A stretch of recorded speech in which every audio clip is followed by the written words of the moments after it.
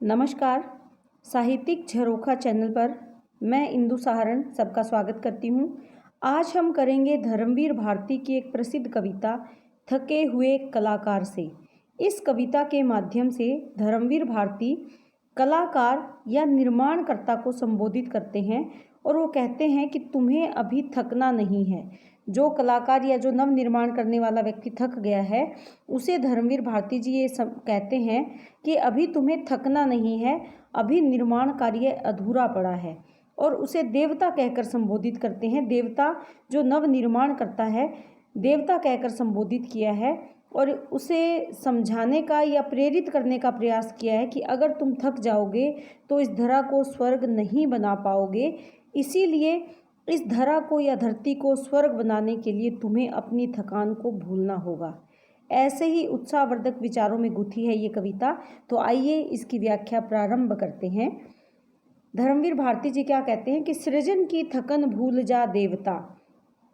यहाँ पर देवता कलाकार को कहा गया है। वो कलाकार रूपी देवता से ये कहना चाहते हैं कि तुम सृजन की अर्थात निर्माण की कि जो तुमने अब तक निर्माण किया है उसकी थकन, उसकी जो तुम्हें थकान अनुभव हो रही है उसे तुम भूल जाओ। कि हे निर्माणकर्ता, जो तुमने अब तक निर्माण किया है उसके कारण जो तुम्हें थकान अनुभव हो रही है उस थकान को तुम भूल जाओ। क्योंकि अभी तो पड़ी है धरा अधबनी। क्योंकि अभी तो धरा यानी धरती अध बनी, आधी ही बनी है, पूर्ण विकास नहीं हुआ। धरती पर जितना निर्माण कार्य होना चाहिए था वो अभी तक नहीं हुआ। धरा यानी धरती, अध बनी आधी बनी हुई, अर्थात धरती का निर्माण कार्य अभी अर्ध विकसित है, आधा ही बना है। अभी तो पलक में नहीं खिल सकी नवल कल्पना की मधुर चांदनी। अभी तो पलक में, आंखों में नहीं खिल सकी, अभी तक खिल नहीं सकी अर्थात विकसित नहीं हुई नवीन कल्पना की मधुर यानी जो सुखदायिनी है, सुख देने वाली है, ऐसी चांदनी अभी तक खिली नहीं है। कहने का तात्पर्य यहाँ पर क्या है कि जो मानव की पलकों ने सुख के सपने संजोए थे वो अभी तक अधूरे हैं। उन सपनों रूपी कली अभी नहीं खिली है। सपने जो पूर्ण होने थे वो अभी पूरे नहीं हुए, वो सपने अभी अधूरे हैं। किस चीज़ के सपने अधूरे हैं? नवकल्पना के। नवकल्पना यानी जो नए निर्माण की तुमने कल्पना की थी, जो मन में तुमने सोचा था, अभी तो वो पूर्ण नहीं हुआ है। उसकी चांदनी अभी चारों ओर नहीं बिखरी है। चांदनी कैसी चांदनी? मधुर चांदनी। मधुर क्यों है? क्योंकि वो सुख देने वाली है।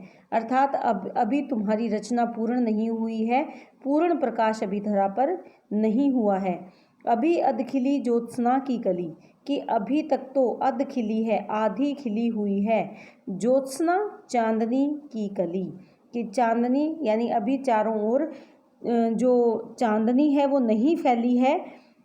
नहीं जिंदगी की सुरभि में सनी, नहीं जिंदगी यानी जीवन की, सुरभि यानी सुगंध में, सनी या डूबी पूर्ण रूप से। कि अभी जो अध खिली चांदनी की कली है वो जिंदगी के साथ एकाकार नहीं हुई है, जिंदगी की सुगंध में पूर्ण रूप से नहीं डूबी है। अर्थात अभी जो मानव जीवन है वो सुख से पूर्ण नहीं है। उसे अभी बहुत कुछ ऐसी चीज़ें बनानी है या ऐसा निर्माण कार्य करना है जिससे कि मानव अपना जीवन आसानी से जी सके। और वो निर्माण कार्य कौन कर रहा है? वो सृजन करने वाला जो देवता रूपी कलाकार है वो ये निर्माण कार्य कर रहा है। आगे वो क्या कहते हैं? अभी तो पड़ी है धरा अधबनी, कि हे सृजनकर्ता, अभी तो धरा अर्थात धरती अध बनी पड़ी है, अधूरी धरा पर नहीं है कहीं अभी स्वर्ग की नींव का भी पता। कि अभी तो जो धरा है वो अधूरी है और उस पर पता ही नहीं। अभी तो किस चीज़ का नहीं पता? कि जिस स्वर्ग का तुम निर्माण करना चाहते हो उस स्वर्ग की अभी तो नींव ही दिखाई नहीं दे रही, नींव का ही पता नहीं है। अर्थात अभी तो उसकी जड़ें मजबूत नहीं हुई है। कि जो तुम परिवर्तन करना चाहते हो, समाज को जो बदलना चाहते हो या समाज में नव निर्माण करना चाहते हो, अभी तो वो जड़ों से भी मजबूत नहीं है, नींव भी उसकी अभी पूर्ण नहीं हुई है। सृजन की थकन भूल जा देवता। उस नींव को मजबूत बनाने के लिए और उस पर नया निर्माण करने के लिए तुम जो अब तक थकान तुम्हें अनुभव हो रही है सृजन करते करते, उस थकन को तुम भूल जाओ। हे देवता रूपी कलाकार, तुम उस अपनी थकान को भूल जाओ और नव निर्माण की ओर अग्रसर हो जाओ। रुका तू गया रुक जगत का सृजन, कि अगर तू रुक गया तो क्या होगा, जगत का निर्माण कार्य भी रुक जाएगा, अर्थात संसार का निर्माण कार्य भी अधूरा रह जाएगा।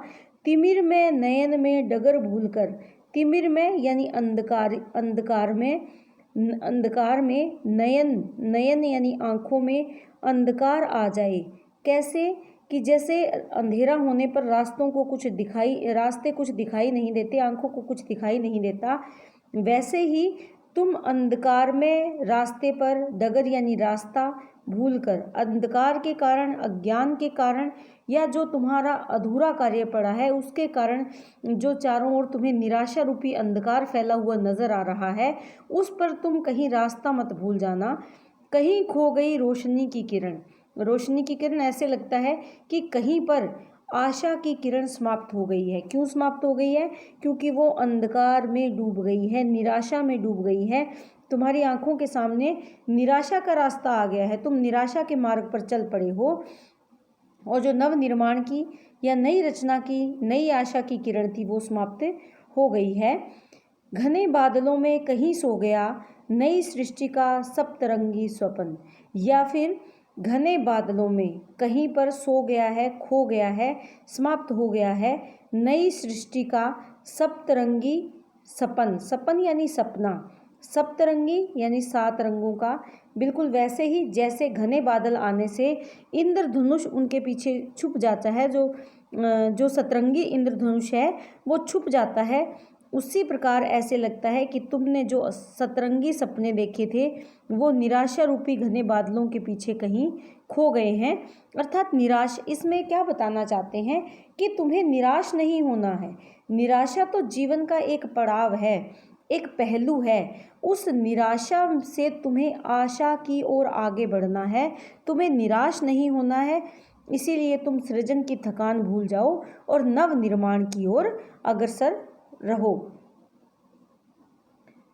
रुका तू गया रुक जगत का सृजन, आगे वो क्या कहते हैं कि अगर तुम रुके तो क्या होगा, जगत का सृजन रुक जाएगा, जो जगत का निर्माण कार्य है वो रुक जाएगा।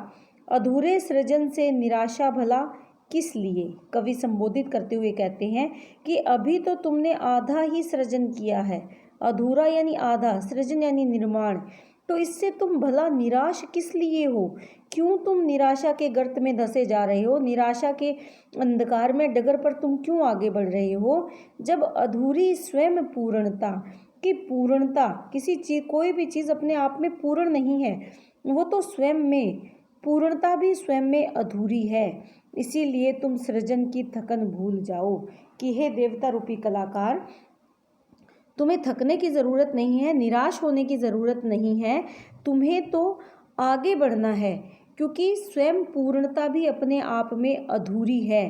तो तुम्हें अपने अधूरे कार्य से निराश होने की आवश्यकता नहीं है। तुम्हें तो इस थकान को भूलकर, सृजन की थकान को भूलकर, निर्माण कार्य से जो तुम्हें थकान हुई है उसे भूलकर नए सृजन की ओर आगे बढ़ना है, पुनः से अपने निर्माण कार्य में आगे बढ़ना है।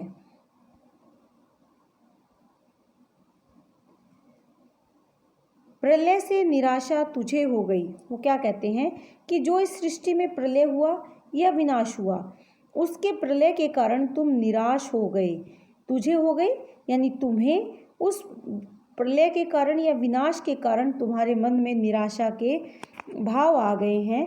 सिसकती हुई सांस की जालियों में, यहाँ क्या बताना चाहते हैं कि प्रलय के कारण तुम निराश हो गए, मनोबल टूट गया, और लेकिन फिर भी सिसकती हुई सांस, प्रलय के कारण जो चारों तरफ सांसें सिसक रही हैं, जालियों में भटक कर रह गई है, कि सब जो तुम्हारे प्राण है, तुम्हारी अर्चना शक्ति है, वो सिसकती हुई सांसों की जालियों में भटक कर खो गई है।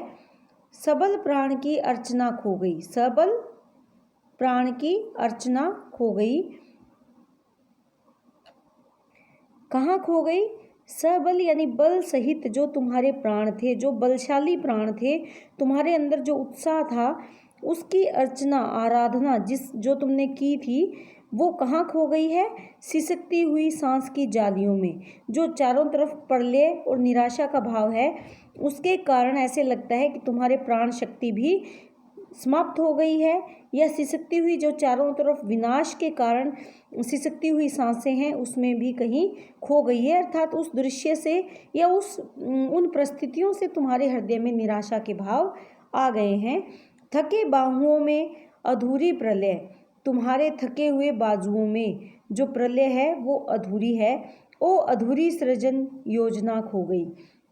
और इसमें क्या है कि तुम्हारे थके हुए भुजाओं में अधूरी प्रलय को तुमने उठा रखा है, और इसके साथ साथ तुम्हारी जो सृजन की योजना है, जो निर्माण योजना है, वो भी तुम्हारे हाथों में लगता है कि कहीं पर खो गई है, कहीं पर समाप्त हो गई है। तुम थके थके हो, या तुम अपने आप को सबल से निर्बल बना लिया है तुमने, इसीलिए ऐसे लगता है कि तुम्हारे बाजुओं की शक्ति भी अब कहीं थक गई है। और वो कहाँ थक गई है? उस प्रलय में, जो पूर्ण रूप से प्रलय नहीं हुआ, विनाश नहीं हुआ, जो आधी प्रलय हो गई है, अर्थात कुछ सृष्टि जो समाप्त हो गई है, उसमें तुम्हारे बाजुओं की शक्ति खो गई है। और इसके साथ साथ ऐसे लगता है कि तुम्हारे निर्माण की शक्ति भी उसी में खो गई है, जो तुमने योजना बनाई थी वो भी उसी में समाप्त हो गई है। तो इसमें क्या बताना चाहते हैं कि प्रलय के कारण तुम निराश हो गए हो, और इसी निराशा से तुम्हारे जो बल सहित प्राण थे, जो तुम्हारे प्राणों की शक्ति थी, उसकी अर्चना भी समाप्त हो गई है। उसकी वो अर्चना शक्ति, वो नवनिर्माण की जो शक्ति थी, वो भी समाप्त हो गई है। किसमें? चारों ओर जो निराशा का वातावरण है, सिसकती हुई सांसों ने जो वातावरण में जालियां बना ली है, उसमें तुम्हारे जो प्राण हैं वो समाप्त हो रहे हैं।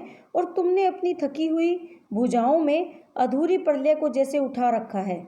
जो निर्माण कार्य किया था उसमें जो प्रलय रही, वो भी तो अधूरी है, वो भी तो पूर्ण नहीं है। और लगता है उसी अधूरी प्रलय के साथ तुम्हारी अधूरी सृजन योजना भी कहीं पर खो गई है, समाप्त हो गई है। आगे वो क्या कहते हैं? थमन से निराशा तुझे हो गई। थमन यानी रुकने से, थकावट से, कि जो तुम रुक गए हो। क्यों रुक गए हो? थकावट के कारण, सृजन के कारण जो तुम में थकान आई, उससे तुम निराश हो गए हो।